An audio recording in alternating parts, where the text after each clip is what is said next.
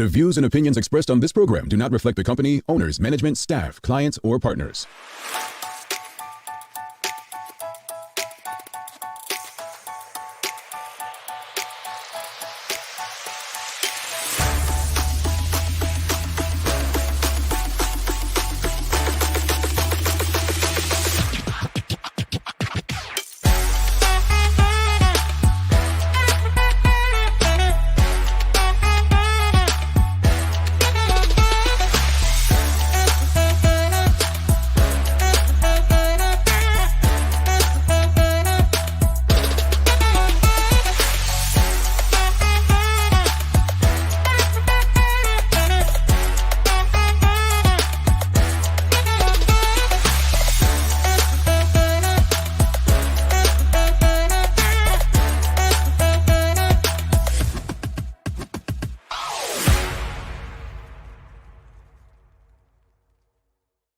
It's Monday, the 4th day of March, 2024. Welcome to Bermuda's Daily Talk Show. It's the Daily Hour brought to you by the BAC Group of Companies, Medical Lindos, and People's Pharmacy. I'm Jamal Hartman. He's Larry Marshall Jr. And Maya Palacio will be with us in a bit to bring the latest in her news break brought to you by People's Pharmacy.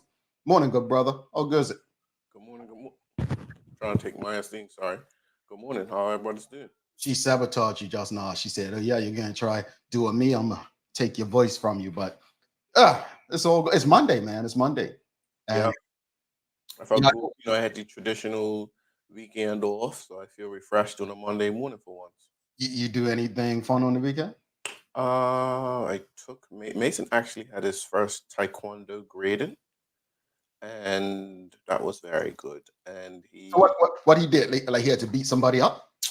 No, he just had to perform basic tasks and stuff at the beginning and thing, and he actually broke a board with his fist. So that was exciting to see. His son audience. So basically, he's learning how to whoop his pups. He's got to just be able to defend himself and touch up somebody if they mess with him. Oh, touch up somebody. Well, I never went to Taekwondo, so I always wondered at what age do they start beating up on people? Yeah, not yet. Not yet. Okay. They get to that stage at some point, folks, but you know how they teach you. They say it's self-defense. Oh, so to let you know, I saw some of the older individuals sparring, and I was like, yo, this is serious. Oh, so they really like touch each other. Oh yeah. Okay, well, yeah. See, folks, I kickbox with a bag, so I ain't got to worry about nobody hitting back on me. Yeah. So I know all about offense, but the defense, I probably. What Mike Tyson said? Your plan's all good until you get hit in the face. Yeah. And he was one of those actually. But hey, if you hit him too hard and you got over on him, what he does? He takes a bite out of crime. Already. That's the joke of the day. See, look at that one. Look at that one. Maya would have. She's too young. She weren't around when Mike Tyson was biting people's ears. Farah Palacio says, "Good morning, good morning." Tanya Cheeseman says, "Morning, Jamal, Maya, and Larry, and a happy Monday." And Suzanne Ingham says, "Awesome Monday, gentlemen, to you all as well, and greetings, everyone. Thanks for making us part of your daily routine. A good one today. We're going to be discussing. This is a very interesting conversation. So." We're going to be discussing how we can better negotiate when it comes to our vote, right? And we'll go into details why that's the conversation for today. But Larry Marshall Sr. used to always say this to me. There's not a group on earth that gives their vote up for nothing like Black people. Not a group on earth. Literally, we vote in blocks. And people will say, oh, well, that's not true. White people in Bermuda traditionally voted UBP. Man, you look at Black people in the U.S., you don't vote Democrat, they blame you for an election loss. And the PLP they use for years. If you don't vote, ancestors fought for it and so on and da-da-da. Yeah, people did die for the right to vote, but they didn't die for your right to just vote for the options that are promoted to you. Keyword, promoted. So we'll be discussing that. The Daily Play is a Who Said It. So guessing the author of a famous quote today. And if Larry doesn't get it, and you guys do, somebody is going to be eligible to win this week's prize, which will be announced on Friday. Don't forget, in the meantime, to subscribe on our website, follow us on all of our social media channels to stay up to date with all that we have going on. Help us grow beyond the mic as we do our part to continue to improve our community. All right, let's jump into today's conversation. So, Malachi Simons. He's been on this show a couple times. He had some issues regarding farming in Bermuda and his garden, and he dealt with some red tape and restrictions. And I think many of us were, still rooting for Malachi in that respect. But Malachi has made a decision to run for the One Bermuda Alliance in the upcoming general election, whenever that may take place. This past weekend, Malachi did share on social media that he was on Palmetto Road, which I believe falls within the constituency that he's running, 15, against the Honorable Deputy Premier Walter Rabban. And Malachi was giving out vegetables, or produce, I should say, based on what it looked like on social media. And I don't know if he knows this, but he came in for some heat. People like shaking their head. Some people saying, look at this dumbness. Some people saying, like, seriously, he's letting the OBA use it like that. Some people saying buying votes. And I hope Malachi is tuned in. But there was a lot of feedback on it, and people had various opinions on it. And it got me thinking, if he were doing that for the PLP, would the reaction be the same? Especially that comment about being used. Because guess what? Black people do use black people. Let me just repeat that. Black people use black people. And politics is politics. Yes, I know that historically they differ. Even how they operate today, they differ. But I think the argument of, being used by them is a bit, well, being used by any of them's bad. All that to say, the question of the morning is, how do you go about deciding who you're going to vote for, audience? Like, okay, it's like clockwork. Every holiday comes, they give you a free turkey. Then they give you backpacks. Then they cut down a tree that's interrupting your view after 4 years of complaining when the election's coming, right? Like, it's like clockwork, right? They're supposed to be working for you consistently, not once in a blue moon when it's politically expedient. So how do you go about deciding who to vote for? But before we get into that, before you answer that, this is the easier question. Yes or no? I got asked this last night, but yes or no? Do you believe voting in political elections makes a difference? Do you believe that whether you cast your vote or not, it makes a difference? Do you believe that going to vote makes a difference for you? Do you believe it makes a difference? Oh no, bro. You saw it just now. Yes, but I also think this is going to sound contradictory. I think not going is also a sign. So it's not, some people, if you're just being lazy and you don't want to do it, I could see where someone could say, but if you're not and you have a reason, then you also have an impact on it. So I don't know exactly what side I'm trying to be on. I guess one day I can wake up and say yes, or one say no. But actually, I'm gonna switch. No, it don't. It doesn't. I'm being final today, audience. Okay. What are your thoughts, audience? Do you believe voting in political elections makes a difference? Sam Cat Play says nope. Farrah Palacios says yes. It most definitely does. Hadley and Swan says yes. Tanya Cheeseman says overall country, no. Constituency, yes. Nicole Hassel says no, it makes no difference. Both parties are a sham. I have no confidence in either party. Sam Cat Place says if folks are honest looking at the state of affairs, they would say no. Suzanne Ingham says, I used to think it made a difference. Now, no, I believe they are interfered with now. And then Polly Rich says no. Again, what are your thoughts, audience? Do you believe voting in political elections make a difference? So I'm going to speak on a couple of levels because it's interesting. Tanya Cheeseman, I'm going to pick on her comment. She said, overall country, no. Constituency, yes. I was in a constituency. We had the highest percentage of PLP next to Derek Burgess, I believe. And that was in constituency 16, where Michael Weeks is, previously held by the late Nelson Baskin. Did my vote make a difference? No. No. That's why it was easy for them to take me off the registry. It didn't make a difference. I was not in a what they call it, Marginal constituency. marginal constituency. I was not in a marginal, right? So I don't believe my vote made a difference.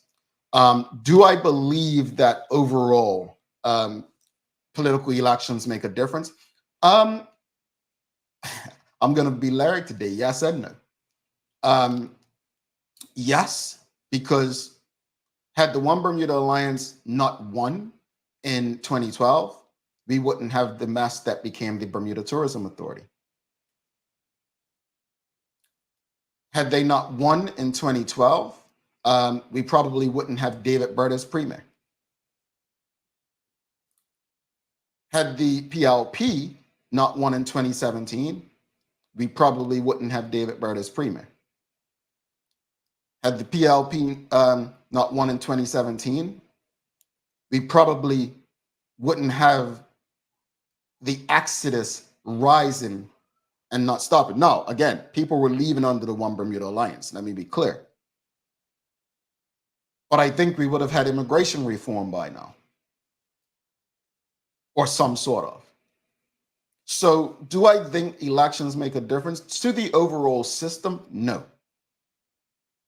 To the, I guess, ideology, the differences in ideology, yes. Yeah. It's got to be shaken up and shifted up a little bit every so often. I think that's what it's needed for. Indeed. All right. So do you believe voting in political elections makes a difference? Kathy Rogers says our vote should make a difference. Yeah. Renee Simmons says, I never had to contemplate not going to vote until recently. I can't decide at this point. I was there. I've been there since 2007. I have been in that space, Renee. I can relate. Thankfully, in Bermuda, or not thankfully, they removed me from the registry, so I'm not even in a position. But what are your thoughts, audience? I want to hear from the audience. How do you go about deciding who to vote for? Like, again, this conversation is about Malachi Simons taking flack this weekend because he was on Palmetto Road in constituency 15, where I believe he is, that's where he's running against the current deputy premier, the Honorable Walter Rabban, right? And some people were complaining that he's buying votes and giving out vegetables. I mean, they all do it. You know, they give out, you know, their turkeys during the holidays and, you know, backpacks during back to school. There's always something they're giving, like, you know, cutting that tree down when an election's cold and politically, it's political expediency, right? But what are your thoughts? Like, how do you go about deciding who to vote for? Like, what are your conditions to be met? Because again, it's been said, Black people are the only group that don't know how to negotiate their vote. How do we go about doing that? Farah Palacio says it makes a difference if you're voting wisely and have done your research about who/what are you voting for. But what happens if you don't agree with any of the candidates? Yeah, I mean, I don't think that the right to vote was for us to vote for two Klan members, right? One from Texas and the other from Mississippi. You know, so I get you there. Farah Palacio says the majority vote right now is the popular vote. Yep. Sine Smith says, I think it depends on the area you're in and the state of the country and performance of the current government. Indeed, Sine. Absolutely. Absolutely. Malachi Troy says, so I felt for a long time it doesn't make a difference. I felt we need innovation and a new point of view in politics. That's why I decided to get involved. So I'm hoping to change the narrative. Okay. Troy, this is the candidate we're talking about? Yeah. Okay. Yeah. Yeah. Nicole Hassel says, I am not voting for either party. So when we say we're not voting for either party, does that mean that we're going to cast the ballot and spoil it? Or we're just not showing up at the polls? What does that mean for you, Nicole Hassel? And again, audience, like, how do you go about deciding who to vote for? Like for me, I'll give you for me. Paula Cox, former premier of Bermuda. I'll never forget she said this to me. I said, well, look, you know, you guys aren't interested in ending conscription, which, you know, we felt and explained why it's forced labor, why it's an issue for it to exist, right? Why it needs to go, why it's an archaic law. And she said to me, you know, Mr. Hartman, you know, that's just one issue. Here's the problem. that one issue is big enough for me. That one issue is worth 10 other issues. Because if you ever followed our fight to end conscription, conscripts couldn't unionize for better pay or treatment. Conscripts didn't have the right to gather and the freedom to roam and the like. So this one issue was many issues in one. So for me, what a deciding factor in who I decide to vote for, or whether or not I do choose to vote, is going to be, well, what you got for me. Yeah. We've got to negotiate. What's in it for me? That's not selfish. That's not selfish. Let me be clear, because they'll make you seem like, oh, it's all about. Well, what damn politician thinks differently? Folks, if there's one thing that I don't like to give advice, but I'll share my perspective. But I'm going to tell you, don't give your vote away for cheap. Yeah. David Burt, the Premier of Bermuda, is making money he would have never, ever made in his life because of you. This is a job. This is a brother that took the country to a general election during the height of a pandemic so he can extend his time with a $200,000 plus salary and more. This is not about you. Let's be clear about that. And when it becomes a job to people, if you follow us on YouTube, you're subscribed to YouTube, you'll see what Mark Bean said in that clip that was shared last night. The Honorable Mark Bean spoke about the silence of the cowardly politicians, why they don't speak out against David Burt versus when they spoke out against Dr. Ewart Brown. It's not because David Burt's more powerful than Dr. Brown. It's because many of them, after 2012, knew what it felt like not to eat. And they don't want to be in that position again. So because they don't want to be in that position again, they ain't going to try to challenge and go against that whack leadership that we have. Yeah. And to piggyback on what you're saying, anyone who has gotten my vote, I haven't voted in the last few elections, but if you have, you've had to work for it. You're gonna ask some hard questions, and we're gonna have a serious conversation about some serious issues. And it's unfortunate because in my constituent right now, I wouldn't even entertain the current MP, and the other one would be the Progressive Labour Party, which I would never ever. I don't know who I wouldn't entertain them more. I will say that. So I really don't have anyone to go with. Now, I think what disappointed me most the last election, not even the last election, I was very interested in the FDM, and then all of a sudden they went missing. And I often say this behind the scenes. I have a problem with that. You know what I mean? I just can't go off of a Mark Bean quote or a YouTube video. You know what I mean? I need more than that. So the FDM right now couldn't even get my vote, even though I'm a bit interested in to hear what they have to say. The issue is in Bermuda, and I think Pharaoh touched on it, is we have this popularity thing going on right now. And I think this is why the politicians are being chosen who's being chosen. And I think it has something to do with it, not probably the entire reason. You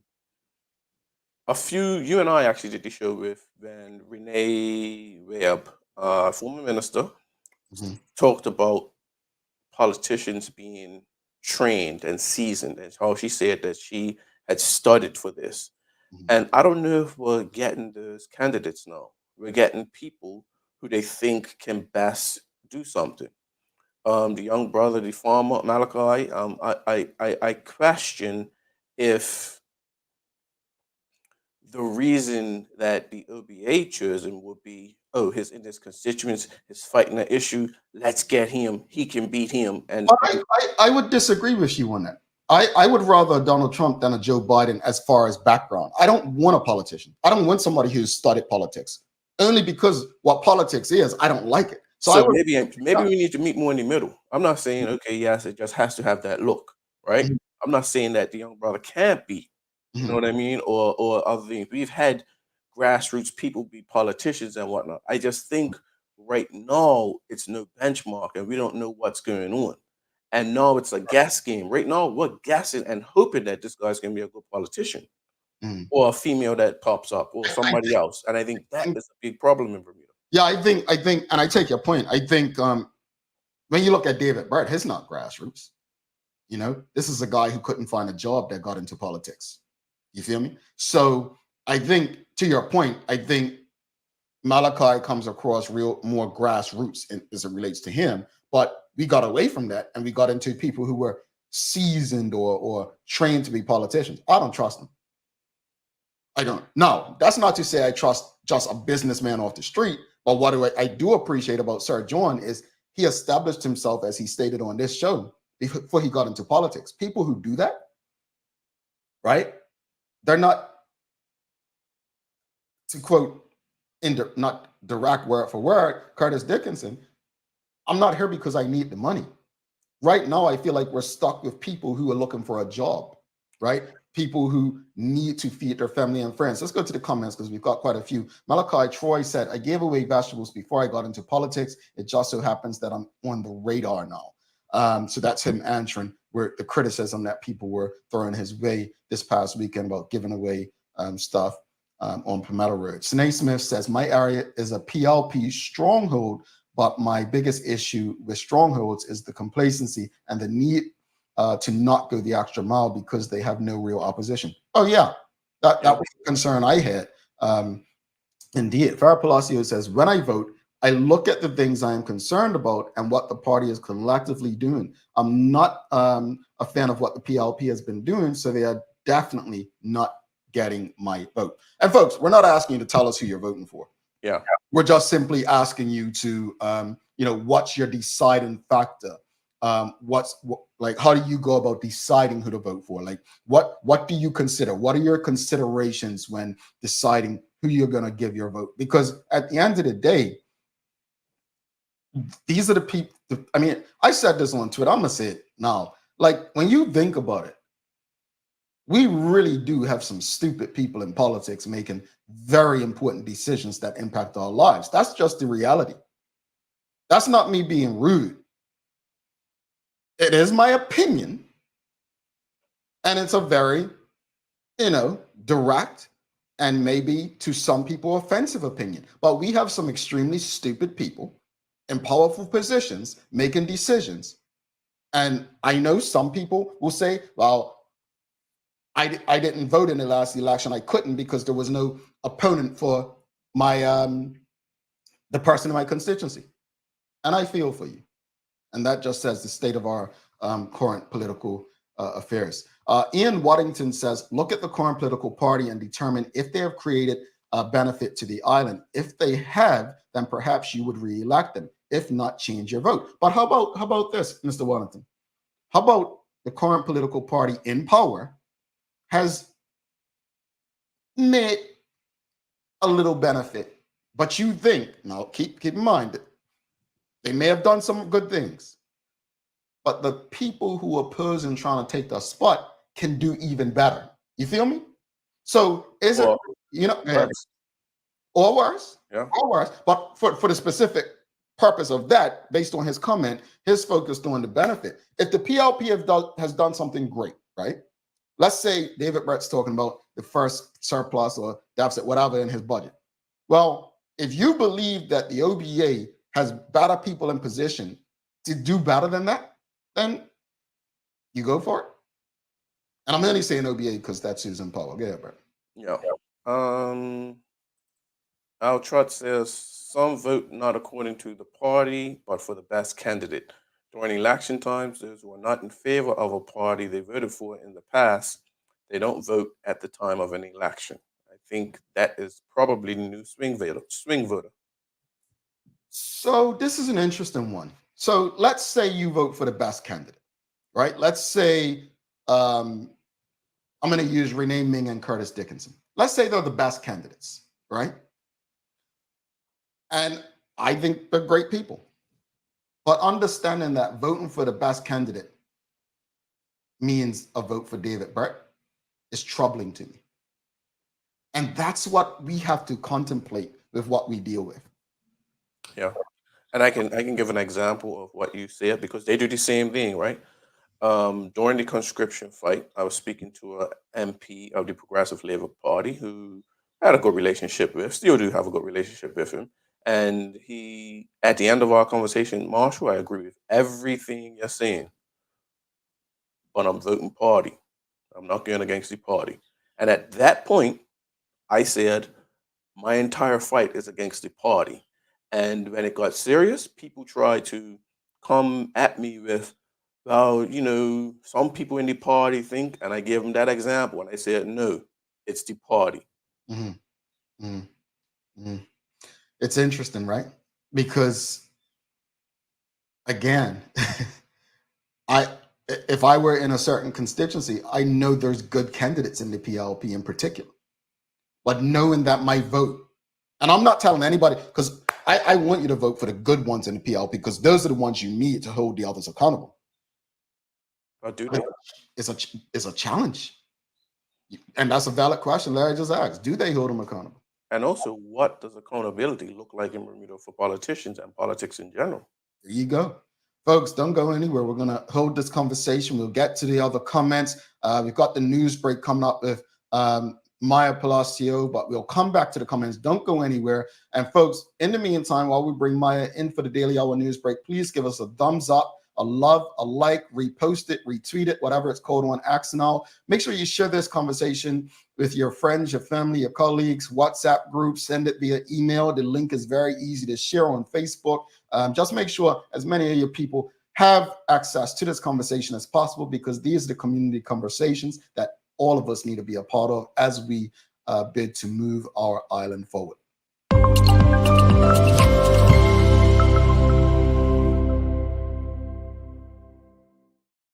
Ooh, good morning. Good morning. Greetings, MP. How are you? I saw that, Marshall. I'm good. I'm good this morning. How are you guys? Good, good. I can't say too much. I'm here. I'm All smiling, right. smiling on a Monday. There you go. Look, I actually wanted to play something. It's going to be the audio of it, but you said that, a vote leads to a vote for Premier David Burke, right? Well, I do believe that this is actually his last term as Premier. That's what he said to me in an interview in 2020. So just going to try to find this audio for you guys real fast, just so you can hear it from the Premier himself in a story that I had done. So let's see if it goes. Because I think it's vital. I'm not planning on being here forever. Though I'm being, youngest premier in the country's history, I'm not planning on being here forever. And it's important that you continue to bring in people to make sure that you have policies in place internally in the party, which continues to develop people to take over these roles. I mean, we're certainly blessed now having 30 seats, which is a blessing in some cases and a curse.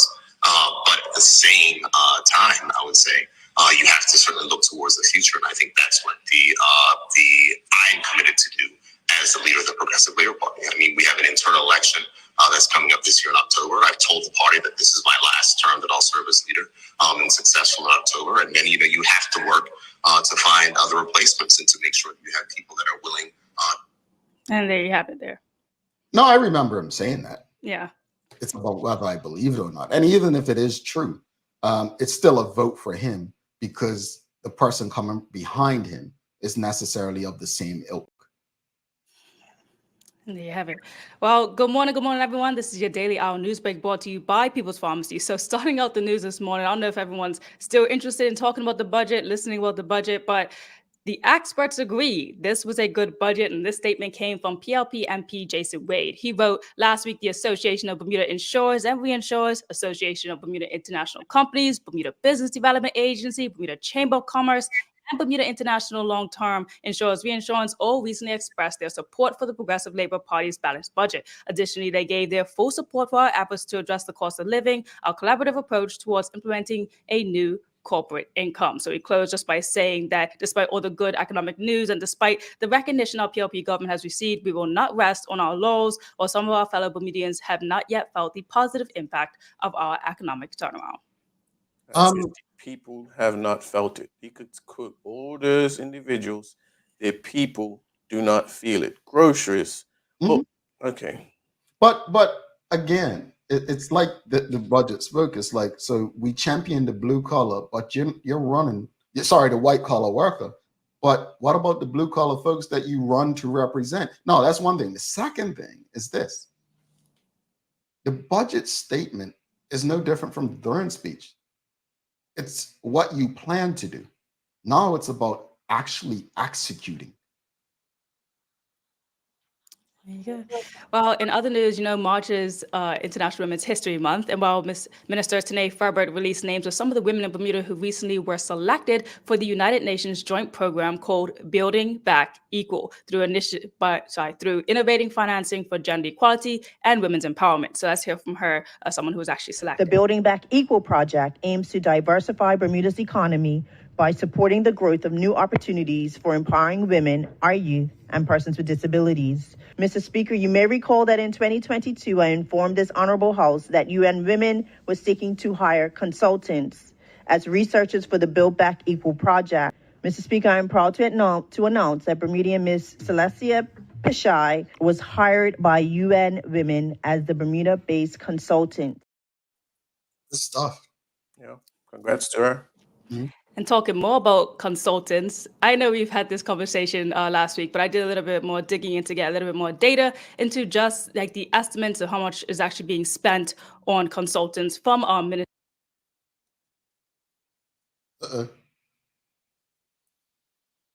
I can't hear. I can't hear you, Maya. You just went silent. Looks like we've got a dead mic. Hey, look, that's the government sabotaging her, folks. That's the government sabotaging her. Non-charged mic. We've got a non-charged mic, but just to answer this, yes, Charles, I think this is this is true. Yeah, it's just Hear me now? Yep. You're back. No, I cannot hear you.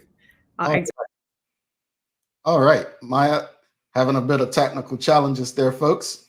But in regards to what she was just reporting on, the consultants. And I just want to remind people that on Wednesday this year, for the second year in a row, I'll be having a conversation with the ICO, the Commissioner for the Information Commissioner's Office, Gitanjali Gutierrez, and we'll be actually speaking about Patty and the budget. During that conversation, we'll be addressing such, and I want people to tune in. So if you tuned in last year, you'll know what you need to do this year.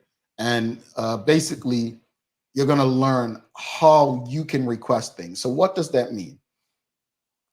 Maya just spoke on consultants. 40 million, was it $40 million on consultants? Well, we want to know, where's that $40 million going? And what are the tangibles connected to it? You're going to learn how to utilize Patty when it comes to your budget. So make sure you tune in. Maya might be ready to come back in. Let's bring her in. What's up, MP? You good? I'm good. Can you hear me now? Unfortunately. Yeah. I mean, yes, we can. Good morning. Good morning. Good morning, Marshall. Thank you for your guys' patience. All right, so recently opposition leader Jarian Richardson pointed out how the PLP government budgeted an estimate of $41 billion for their 2023-24 year. He said, quote, the PLP government spent an eye-watering $41 million. This compares to only $16.8 million budgeted for consultants in 2016-2017 under the OBA tenure. So money is definitely being spent, but the government hasn't yet released the actual funds spent for 2023-24 year, just the estimate. However, we can take a look back at the actual funds spent on consultants over the previous year. So I looked at the OBA's year starting from 2012 to 2013. So let's take a look at the stats that I got from that. So you can see that in the first year, 2012-2013, the One Bermuda Alliance was transitioning into government and spent about $33.9 million on consultants. And over the 5 years, they maintained a steady decrease in their spending to the amount that they had mentioned was $16.9 million in 2016-2017. So they decreased their spending there. Now, the PLP government, while they were in their transitional period into government, they spent the least amount on consultants in their first year, 2017-18, at about $12.6 million. And then they steadily increased over the years. And in 2021, they reached a high of about $34.3 million. Now, some other facts to know is that during the years of 2012 to 2013 and to 2016, 2017, the OBA always spent more of their funds on overseas consultants than local ones, versus the PLP government, who allocated more of their majority funds to local consultants over overseas consultants. Now, let's take a side-by-side glance at all this together. On the top there, you have the One Bermuda Alliance. On the bottom, you have the Progressive Labour Party. One Bermuda Alliance was in party for 5 years, PLP for 6 years. So the totals there that you see of how much was spent versus each party, those are the numbers you're going to get. And what you see on the ends is local versus overseas. Now, these are just some statistics that I found, and still looking at, I don't know if people care to note of how much they spend locally versus overseas, but the PLP definitely spends more money locally for consultants than the One Bermuda Alliance ever did. Burp, you got anything before I jump on it? Good work, Maya. I think that's the type of stuff we need to hear. I'm okay with the opposition asking those questions, not more so in the sense of, oh, we did it better or something like that. I just think questions need to be asked. I'm glad that these things are being asked of. I'll say this much. Like Larry, I appreciate the questions being asked. Both parties have a spending problem.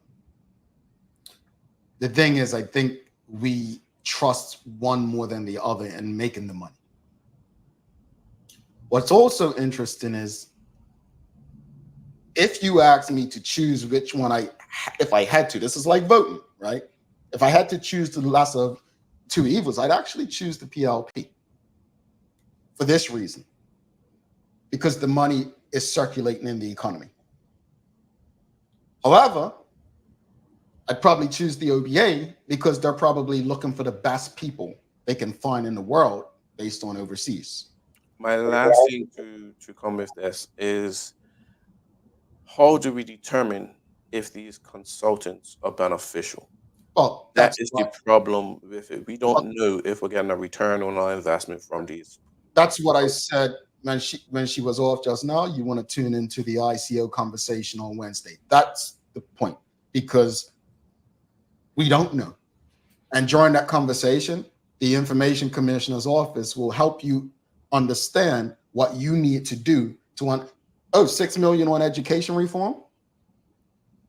Break down how that $6 million is going to be dispersed. These are the questions we need to be asking. So Larry's perfect question, because we just got told that this is budgeted for this is budgeted for that.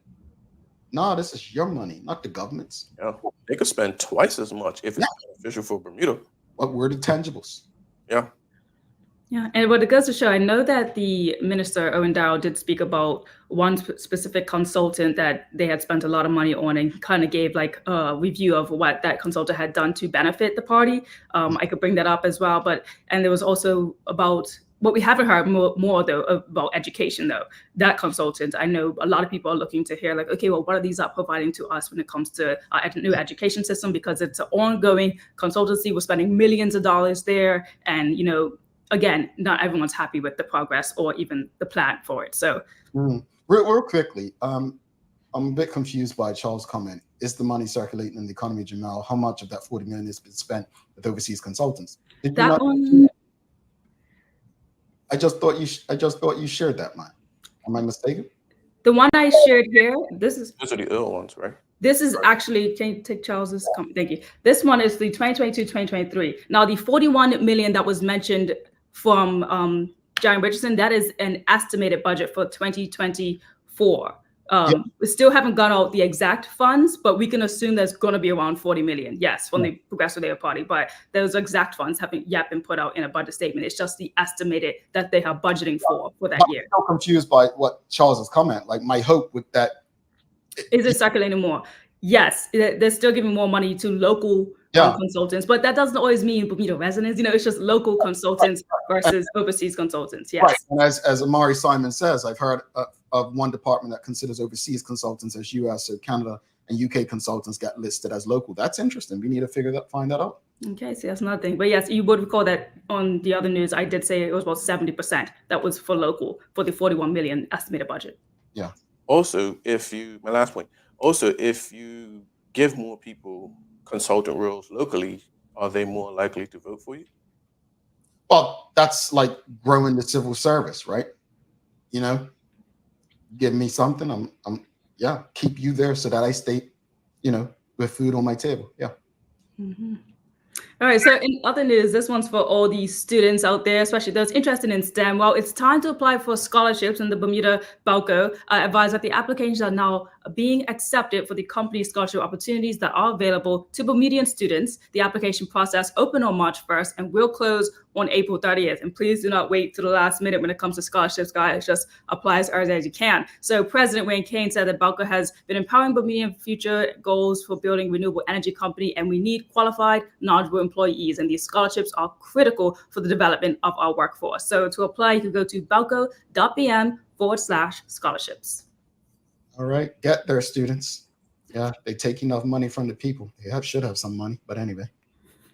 In other news, here's some international news for you that you guys might find a bit cool, but there are these new trash bins that were put up by Australian surfers. So I'll let you guys take a listen. I saw Two that. surfers made these genius sea bins that clean litter from our waters. Two Australian surfers were annoyed at how much litter was collecting in waterways around Sydney, so they designed these absolutely genius bins known as sea bins. Here's how they work. The bins sink slightly under the surface of the water, forcing any floating garbage into the hole. They only collect stuff from the top 10 millimeters of the water, meaning marine life should be safe to carry on their day as normal. Any material that's sucked into the bin is then filtered, meaning that only the bad stuff stays in and the rest of the water is pushed back out. The sea bins can also use special oil absorbent pads designed to help clean up any nasty fuels that gather at the surface. The Sea Bin Foundation has been so successful in Australia, collecting more than 90 tonnes of marine litter between 2020 and 2022, that its work is being implemented across the world. After only 1 year of operation in Marina Del Rey in Los Angeles, the sea bins reportedly collected more than 7,300 pounds of litter.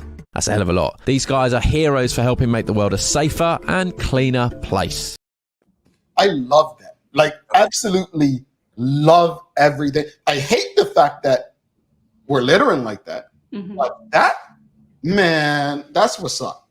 I wish I would have invented it, though. You feel me? Like, something tells me on Shark Tank they had to deny them doing that. They had to just went and done what Ring did. And yeah.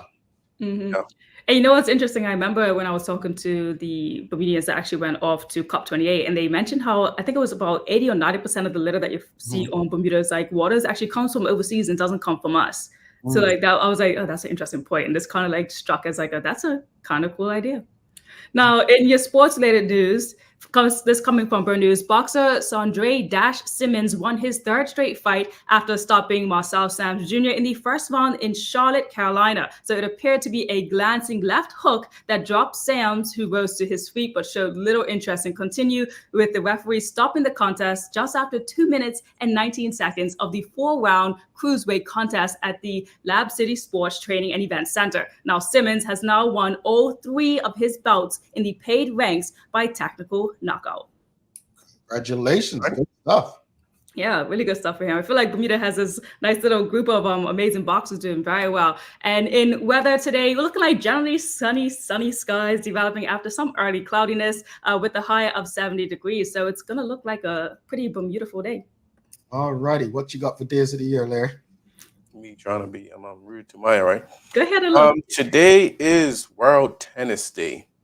Engaging in dynamic rallies, the court echoes with swift movements, strategic plays, and exhilarating pursuit of victory. I think we're on the Grand Slams. Most of us like to look at a little tennis and have our favorite tennis player. So today is a day to recognize World Tennis Day. Do you play tennis, Maya?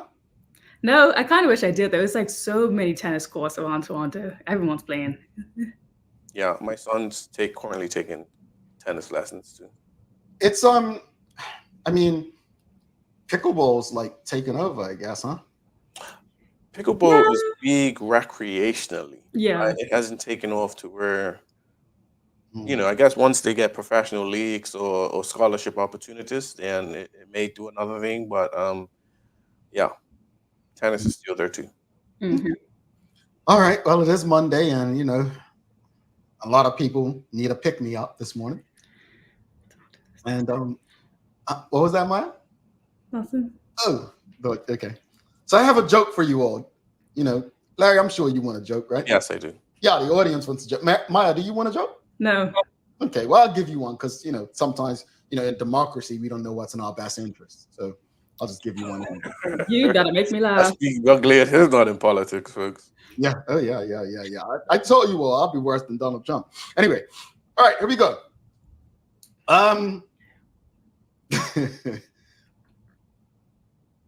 Maya and Larry, what did one eye say to the other eye?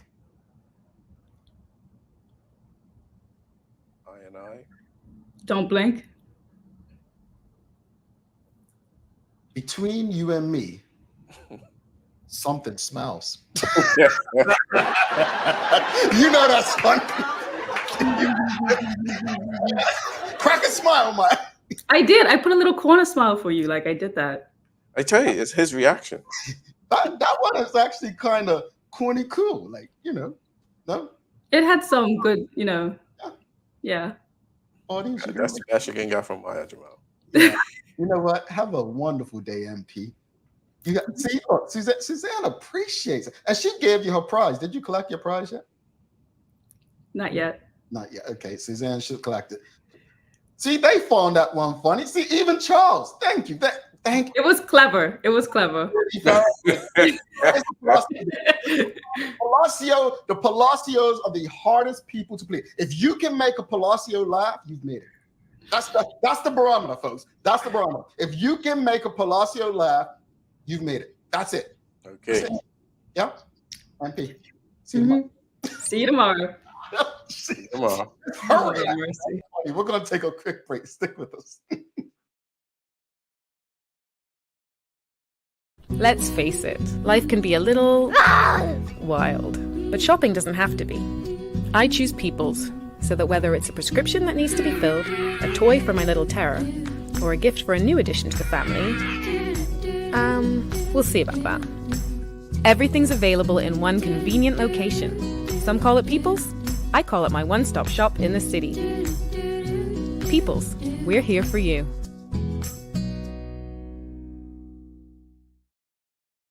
Welcome to the new bulk store, Lindo's.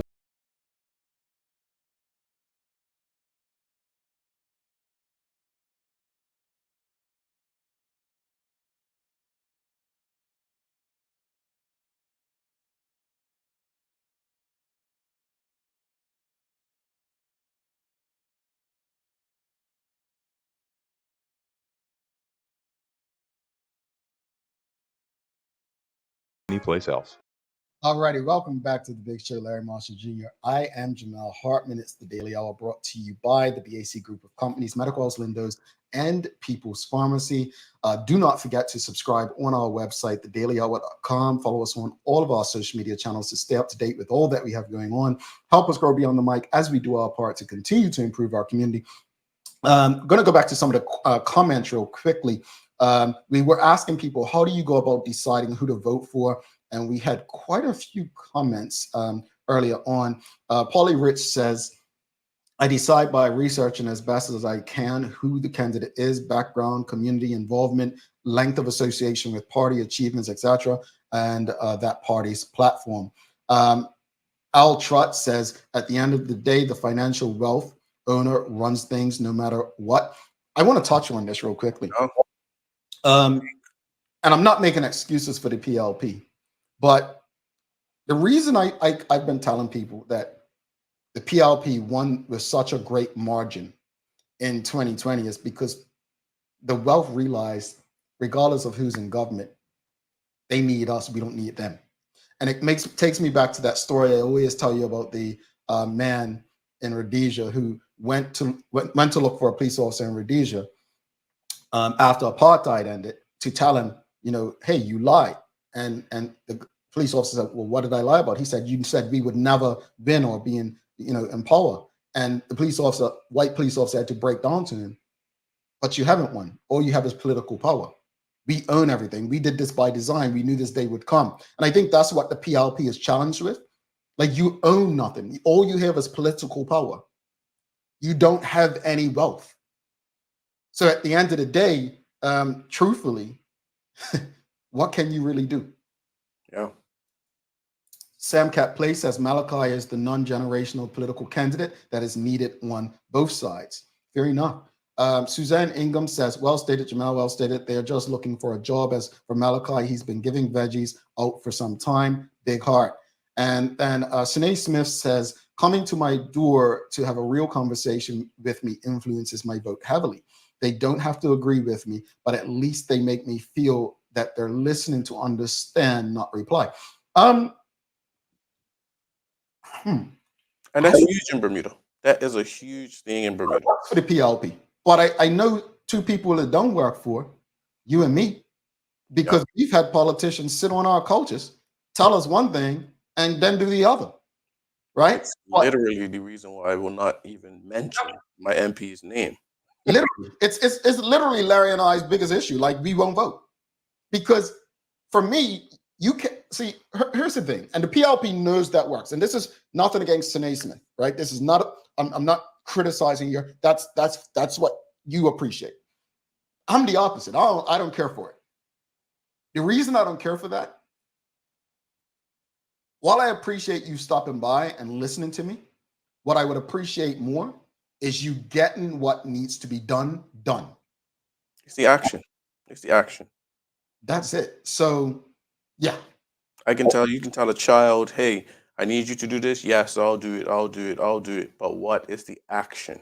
Yeah. And I think Bermudians right now, we have to judge the current group of politicians on their actions. And if you are considering voting in the new group, do you think they will follow through on what they're saying? That has to happen. Exactly. Yeah. And because if not, they'll just be back in another 3 to 5 years, sitting down, listening to you again. Politics is not about checking off boxes on a platform. It's about responding to the needs of the people as time goes on, as we evolve, as we grow. We've made it too easy. I always said the OBA made it so easy for the PLP after 2017. Why? Because when they ran in 2012, they promised a lot of stuff that they didn't deliver on. They promised vote on casinos, what they call it, referendum. They didn't do it. Right? They made so many promises. And 100 new jobs. 2000. 2000? Okay, I can remember the number. Yeah, 2000. But see, when David Burt is probably one of the best politicians of his generation, if not the best. Once you made it so easy for the PLP, because once they knew you weren't delivering, they were going to present a platform that all they had to do, we're going to do this, end conscription, check box. We're going to do this, check box. All they do is check boxes. Yep. That's not how to govern. Now, yes, you should do what you tell the people you're going to do, but you got to keep in mind, people vote for different reasons, which is the purpose of this conversation. And what I tried to tell David Burt, the Premier of Bermuda then, I'll say it today. People did not vote the PLP in because of their platform. They voted the OBA out because of how they governed. Remember that. Go to a few more comments. How do you go about deciding who to vote for? And Michael Daniels says, if you want to vote for the best candidate once they are in, hold them accountable. Ooh, I like that. Well, yeah.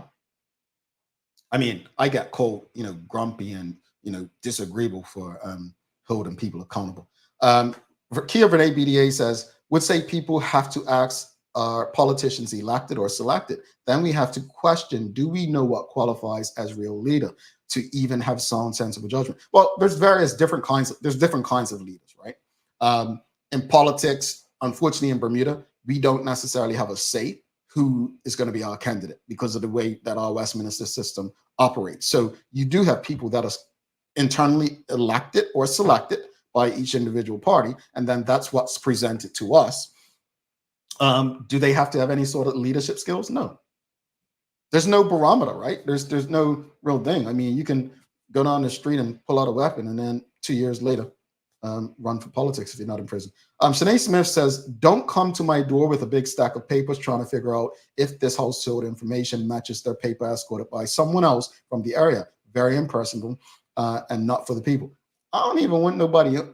Look, the experience I've had with politicians, I don't want them in my house. Yeah, I tell them skip. Well, married now, so they have to speak to my wife if they want, but I'm not interested. And I tell them no, I'm not. Who was Mr. Peets? He was one person. Have good relationship with him. Talk with him about different other things. He comes on behalf. When he came on behalf of the PLP. Oh, okay, yeah, you can speak to somebody else because I'm not interested. Yeah. I folks, you don't understand. Larry and I have a lot of conversations about this. We're not going to talk like how we talk on air, but yeah. And the thing is, I focus on the issue, folks. I am not trying to sway you. I'm not trying to say you have to be about me. I will be committed to knowing and understanding the issues and doing what I feel has to be done as a productive citizen of Bermuda. But I'm not going to sit around and just dutifully vote for you just because. Yeah, indeed. Kia Vernay BDA says it has to be questioned what things were done in the past in a society that worked. Was there a voting system, and were leaders because of how much knowledge they had to properly guide a nation? Keep in mind, we're talking political leaders. Politicians are not necessarily leaders; they're political leaders. Al Trott says seniors are greater in numbers than the younger generations in Bermuda. They vote party. Younger generations either are showing up at polling stations less or not showing up at all. Fair enough, but I want to know, how do you decide? Not older people or younger people. Like, how do you? This is about each individual's opinion. Like, how do you decide who you're voting for and why you're voting for that person? Let's go to a few final comments. Amari Simons says, "Spoil my vote until I'm convinced not to." Sums me up. I don't even shut up. Oh, but let's have that conversation before we go further, folks. Spoil your vote or not show up at all? What are your thoughts? Spoil your vote or not show up at all? What are your thoughts? I'm personally not getting out of bed, using my gas to go and show up if I'm not voting. But they say, we've been told that, well, spoiling your vote, at least it does what? To me, it just sounds like something that's been ingrained in us, that we have to go spoil our vote. I've never been given reason why it makes more sense to spoil it than not show up. Furthermore, they know when you're not showed up to vote. You'll get that call on election day around 6 o'clock or 6:30 asking, hey, just reminding you to come vote. They know. Now, I'd like to know, audience, spoil your vote or not show up at all. And for those who choose spoil, help me understand why taking your time out of your day, spending your money on gas, or if you're an electrical vehicle, your battery, why it makes sense to show up at all. Al Trott says any party can have great initiatives. However, if the civil servants don't have the skill set, have not been fully engaged about the platforms, it's actually the results are what they are. So we're going to blame civil servants. Okay, easily out. All right, so spoil or not showing up at all. We've got Media Maya says spoil. Sinead Smith says spoil.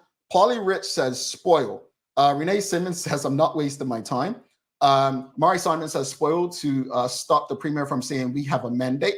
Okay, fair enough. Okay. All right. Spoilin says I want to participate in the process and no one has convinced me they deserve my vote. Thank you for that, Amari. Tanya Cheeseman says not showing up at all. Shayna Smith says not show up at all. Amari Simon says 50. 50. What I mean? It's 50-50, I guess. 50. Okay. Polly Rich says they think I'm voting, so they don't come to my door. And Al Trott says I vote according to party. So you must be an older Bermudian based on your comment. Here's the thing why I could never vote for party. I'm going to say something that's going to offend a lot of people, and they'll probably clip this. Things evolve. Times evolve. Teams evolve. Families evolve. People evolve.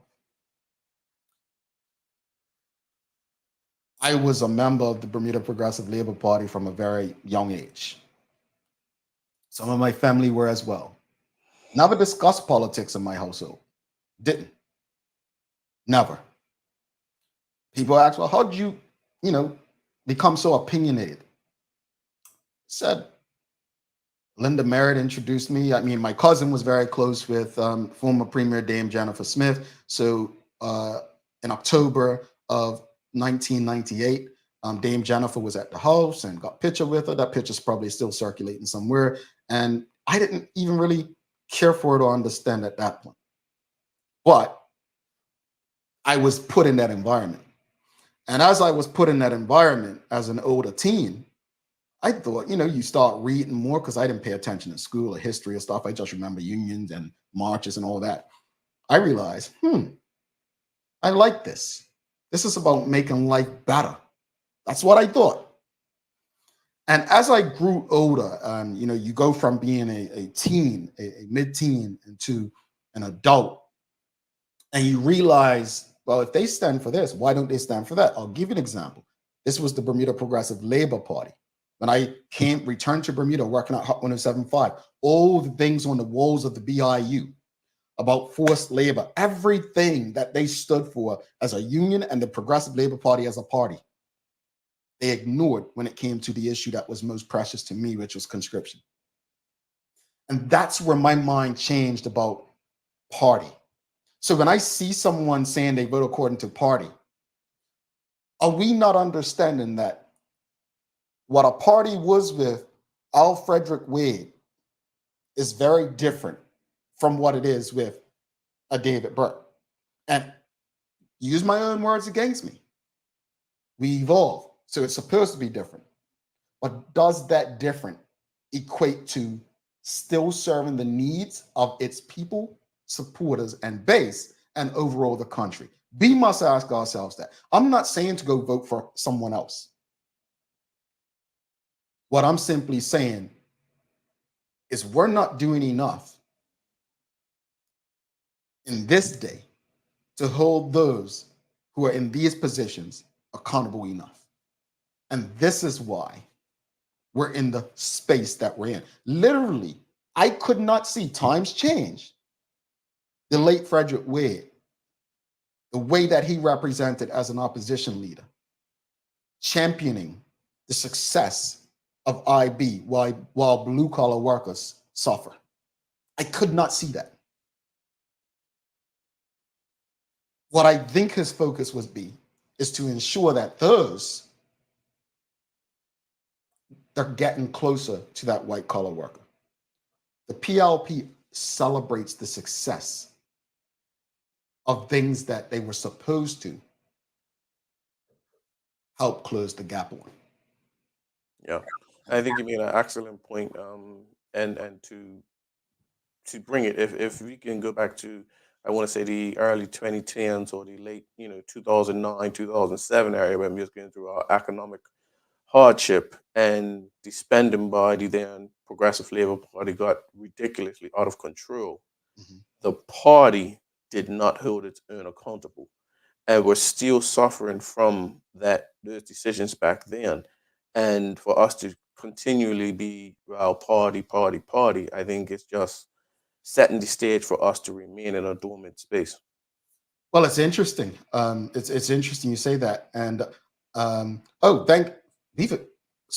real quickly, everyone on Instagram, I'm so sorry. I'm just looking at comments. Mia Chambray says, thank you for sharing your story, Jamel. Very powerful, closing the gap. But I want to say this. We've got to take a break, come back, and we'll give our final thoughts. But Larry, I echo that. And again, there was a clip showed on our YouTube channel last night from Mark Bean and his appearance on the show. And to Larry's point, we weren't holding the government accountable then. And to Mark, the Honorable Mark Bean said, back then, we actually stood up to Dr. Brown, the vigors, and he named some things. But right, as I said early on in the show, because of what happened to many in the PLP after 2012, they couldn't find work. They looked like they didn't even have the money to clothe themselves, right? Some of them looked like that, right? They lost their livelihood. Because of that, you see even less accountability because they don't want to lose the ability to provide for themselves and their families. Let's take a quick break. We'll be back. Don't go anywhere. Someone's going to get a chance to win today's or be eligible to win this week's prize. Stick with us, and Larry and I will give our final thoughts. Stick with us. Hi there, welcome to Medical House. We're located at number 6 Bakery Lane. I can't wait to show you all of the great stuff that we carry. Come on inside, let's see. Let's kick it off in the footwear department. When it comes to footwear, we carry functional, comfortable, orthopedic, and waterproof shoes. We have construction shoes, golf shoes, shoes for walking, shoes for boating. We even have shoes for pickleball. We have shoes for everyone. With brands by Skechers, Atrax, Propay, Easy Street, Nursemates, Clogs, Avenger, Cherokee, Cat, Frog Talks, and DeWalt. The list goes on. Take a look at our workwear for construction workers and tradesmen. Durable, stretchable in all the right places, and plenty of options for tools and accessories. Pair with our wide range of tough and comfortable footwear, you can't go wrong. Long days, long shifts, you no longer have to endure comfortable underwear. Designed by nurses, we now offer premium undergarments by Swoop that are unique, fun, comfortable, and functional. The only underwear you'll ever want to wear. Who says high-quality functional products can't be stylish and comfortable at the same time? Speaking of stylish, we also have top-quality running, walking, and workout apparel by Skechers in a variety of sizes for men and women. Cool, breathable, and dry. With our wide selection of Skechers footwear, you'll look great before, during, and after your workout. As you can see, Medical House really is a one-stop shop for everybody. We can't wait to see you. You'll be surprised at everything we have to offer at our huge new retail and wholesale location on Bakery Lane. All right, welcome back to the big show. It's the Daily Hour, brought to you by the BAC Group of Companies, Medical House Windows, and People's Pharmacy. Folks, if you appreciated today's discussion, please give us a thumbs up, a love, a like. Make sure you share these conversations with your friends, your family, your colleagues. Just take 1 minute, whatever platform you're on, give us a like, love, follow, share it. Make sure that every and anyone you know has access to these conversations. Again, this is the spot people come for community conversations. This is the place that we're having everyday community conversations amongst ourselves. And we want to make sure that no one has an excuse not to know what Maya shared in her news break today about the consultants. How much has each party spent? Not to be petty, but to get an understanding. How much has been local versus overseas? Let's discuss these things.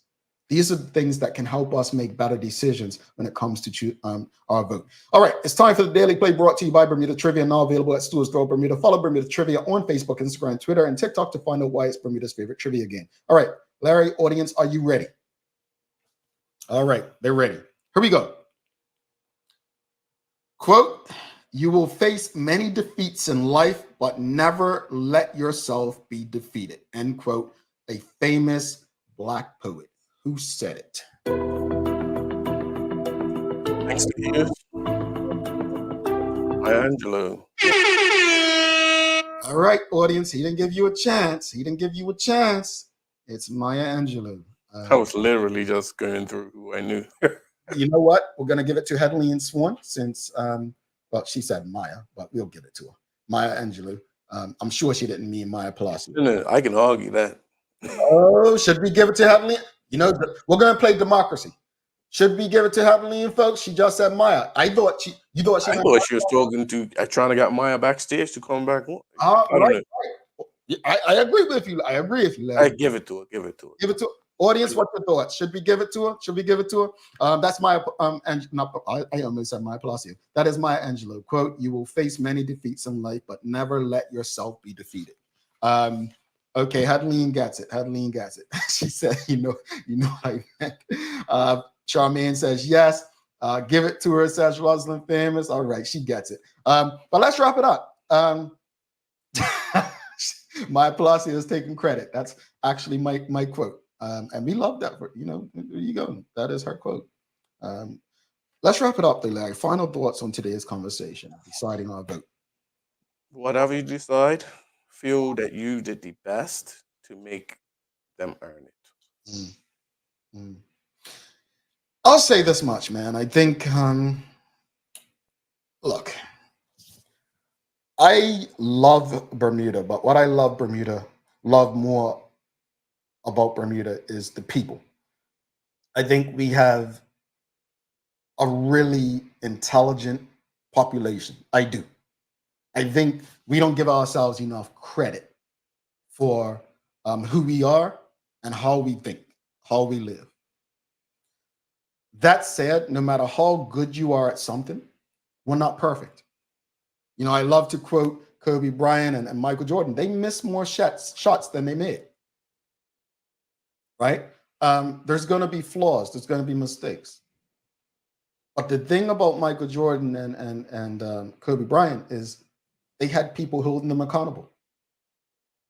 Even though Shaq and Kobe went at it, Kobe was accountable. They had Phil Jackson in common. The problem we have in Bermuda is we don't know how to hold people accountable. We love our family and friends. We would rather make excuses for some of our loved ones' behavior than hold them accountable. I always said I love my sisters, all three of them, even though they may not love me at times. I do. But I'll tell you something about every last one of my sisters. Wrong is wrong. And I'm not going to sit there and defend your actions if they go against my conscience and what I believe is right and wrong. I don't support bad behavior. I love you, and part of my job of loving you is holding you accountable. And that's what I expect from people who love me. If you vote party, if you vote for who you believe is the best candidate, it's your responsibility to hold them accountable. The question goes back to what Larry asked earlier, and we're going to have a conversation about that when Larry's back on sometime. What does accountability look like to each and every one of us? Because it will differ. Larry, you got some daily inspiration for us? I do. Today is from an unknown author. This is your Monday morning reminder that you can handle whatever this week throws at you. All right. There you go. Folks, it's Monday. They're going to come. Doc. What's it? Doc and weave? That's what they say? Bob and weave. Bob and weave. Yeah, you know what I mean. Oh, man. Do your thing. But anyway, say this, please, if you haven't already, make sure you give us a thumbs up, a love, a like. Don't forget to subscribe on our website. Follow us on all of our social media channels to stay up to date with all that we have going on. Help us grow beyond the mic as we do our part to continue to improve our community. Thanks again to our partners, the BAC Group of Companies, Medical House Lindos, and People's Pharmacy for ensuring that we're able to do this with you on a daily basis. As always, we appreciate you, we love you, and we thank you for making us part of your daily routine. If all goes well, we'll be back to do this again with you tomorrow. He's Larry Marshall Jr. I'm Jamal Hartman. Please do make it a safe and a great day. We are out. Peace.